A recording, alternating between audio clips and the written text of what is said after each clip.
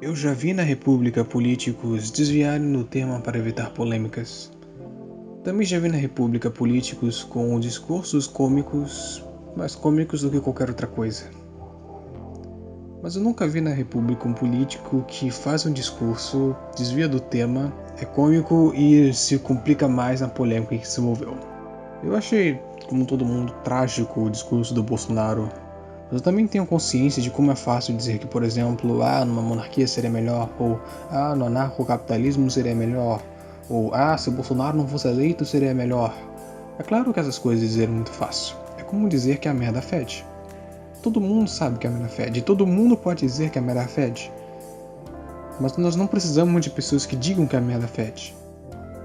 Eu acho que o conceito mais importante que eu quero passar é a questão de doutrina. Tudo bem que doutrina teve seu sentido meio pervertido graças ao Olavo de Carvalho, sinônimo de manipulação, mas eu quero dizer doutrina mais como um conjunto de valores que o indivíduo segue até o fim. Ou seja, se uma pessoa gosta de estrogonofe, é esperado que ela goste de estrogonofe e siga seguindo gostando de estrogonofe, e não invente de que não gosta de estrogonofe do nada.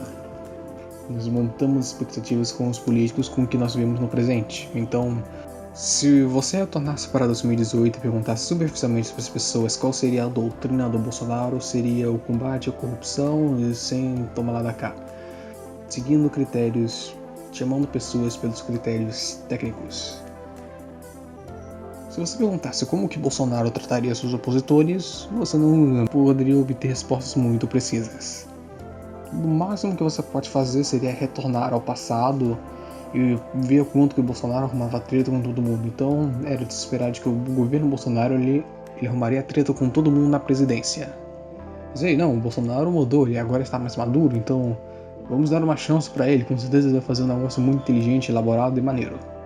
Bem, quando ele assumiu em 1º de janeiro, posso dizer que iniciou-se uma doutrina mais agressiva quanto à oposição.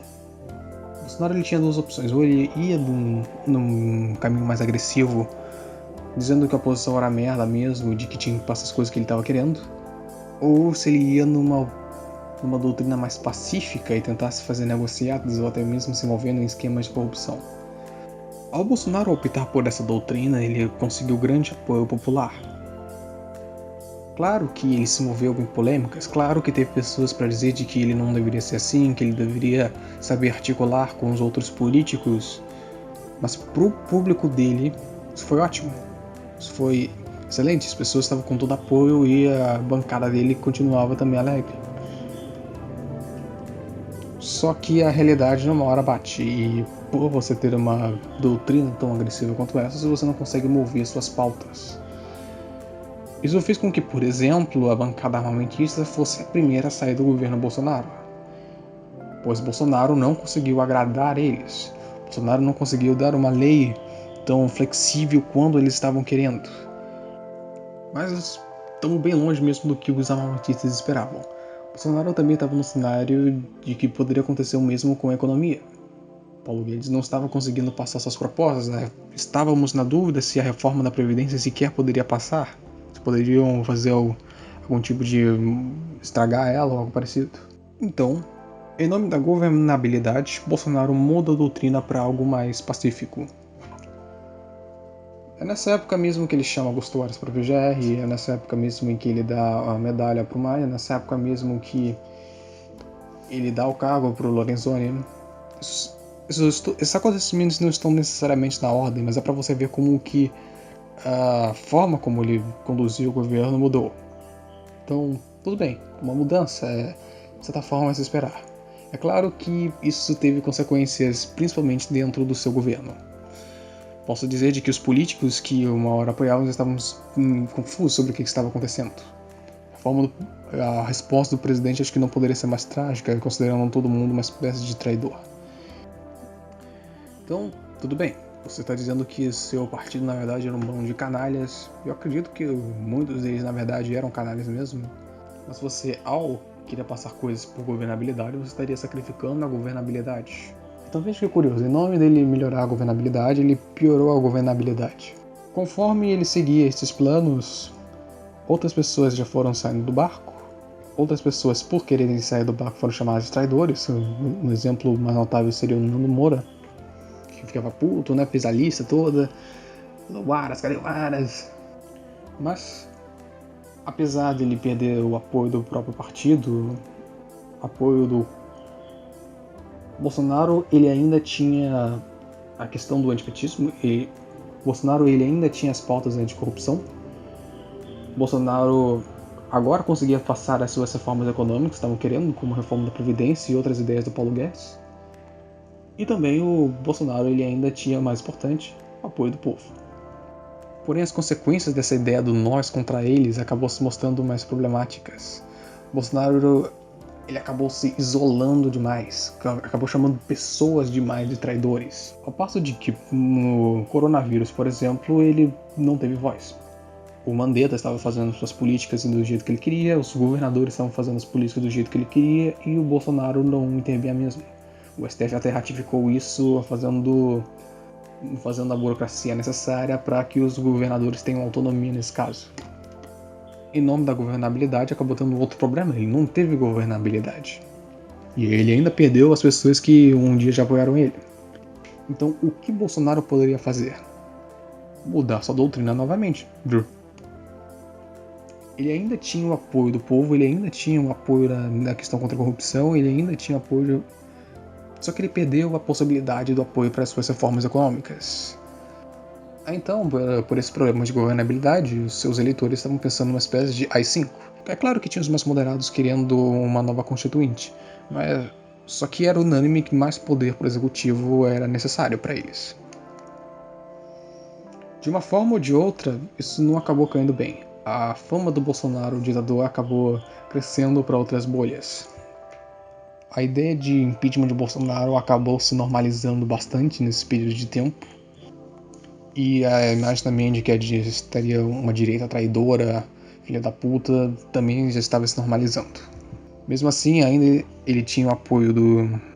Mesmo assim, ele ainda tinha o apoio do Moro e ainda tinha o apoio do povo, de certa forma. Mas veja, não seria melhor se o Guedes usasse uma máscara de Meirelles e se no primeiro ano se focasse mais no combate contra a corrupção para o partido dele ganhar alguma moral, aí depois o Centrão oportunisticamente apoiasse o Bolsonaro e chamasse todo mundo, indicasse todo mundo mesmo na galera dele mesmo? Enfim, depois algum dia me participe aí do xadrez 4D. Bolsonaro, ao ele querer mais governabilidade, trazendo um apoio para o Centrão, ele acabou perdendo a governabilidade. Então ele decide ir para o povo, que estava pedindo mais poder para o executivo.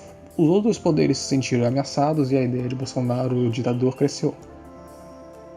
O que gerou um terceiro resultado. Ele teve ainda mais problemas com governabilidade. Nesse caso, ele precisou fazer uma outra coisa, seja mudar a doutrina a terceira vez. E veja que foi num curto espaço de tempo. Bolsonaro então decide fazer mais negociatas com o Centrão, decide dar cargos para eles em nome de evitar mais problemas. Esses problemas se fazem como, por exemplo, no plano Mansueto, onde a União teria que dar fundos praticamente limitados para os estados, o que poderia levar até a economia brasileira para o colapso. Para isso, ele decide então negociar com o Centrão, ou seja, ele muda a doutrina mais uma vez. Ele precisou negociar com o Centrão em nome de ganhar ainda mais governabilidade. Eis que, muito provavelmente, entre essas negociações, estava a tirar o diretor da Polícia Federal, o que incomodou particularmente Moro. Foi responsável pelo seu pedido de demissão. Vale notar o quão sério é essa acusação de um poder interferindo no outro, ou como que, se por exemplo, se o PT pudesse fazer uma coisa assim na época da Lava Jato, na época em que eles estavam no poder, como que a Lava Jato teria mudado os rumos. É sim um problema em relação à independência dos três poderes. Ele disse que faria um discurso lá para as 5 da tarde e comentaria sobre o Moro. Cara, que discurso problemático, hein? Que discurso mesmo que ferra tudo. Como eu disse, não respondeu nenhuma questão, apenas se desviou, se complicou ainda mais. Foi comentar lá a questão de assassinato dele, foi comentar lá do filho dele que teria comido pessoas no apartamento. o que mostra o que mostra para os outros despreparo. Mostra para o estrangeiro que vê trechos de assim, tantas mudanças bruscas. Eu ainda aqui incluiria outra doutrina, que seria ser agressivo com o Sérgio Moro, coisa que ele não era. Veio dizendo de que o Moro nunca o prestigiou, dizendo que o Moro nunca o apoiou, tentando se vitimizar, dizendo de que foi oportunista.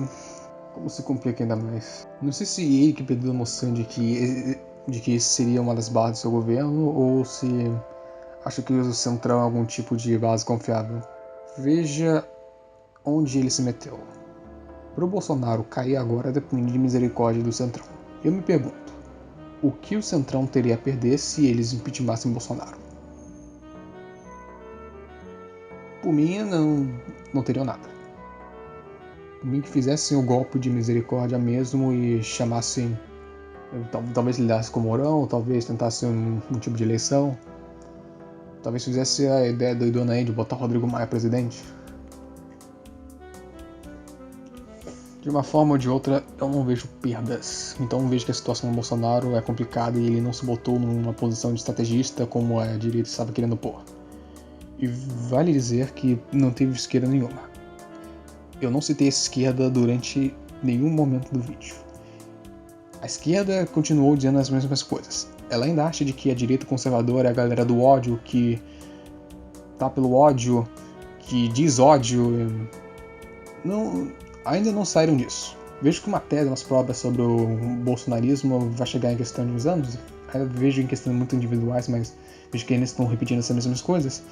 Mas a esquerda está isolada. A esquerda continua repetindo os mesmos discursos e a capacidade deles de mudar a realidade se mostra muito limitada. O Bolsonaro caiu pelos atos deles. Está por mudar doutrinas. Está por chamar as próprias pessoas que estariam ferrando ele futuramente. Está em chamar as pessoas que dariam as facadas nele futuramente.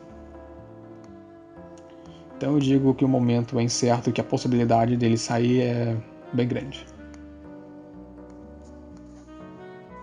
É claro que haveria uma esperança no fim do túnel. Eu quero destacar aqui a tese do Peter do Unier e do Ancapsu. Estaria dizendo... Aí eu vejo o Ancapsu dizendo que isso na verdade seria bom, de que agora que o Paulo Guedes pode passar suas reformas mesmo. Eu tenho minhas dúvidas, com sinceridade. E ainda assim não vejo nenhum tipo de plano eficiente para a crise econômica que estaria vindo. Realmente isso faz muito complicado e a única coisa que posso fazer é dizer que espero pelo melhor. Poderia entrar em detalhes de um plano para como sairmos da crise, mas eu acho que isso se encaixaria melhor num vídeo de um vídeo pós-corona. De um vídeo pós-vírus chinês. De uma forma ou de outra, eu quero dizer que esse vídeo é isso. Um grande abraço para você que me ouviu até aqui. Meu nome é Vago. E tchau.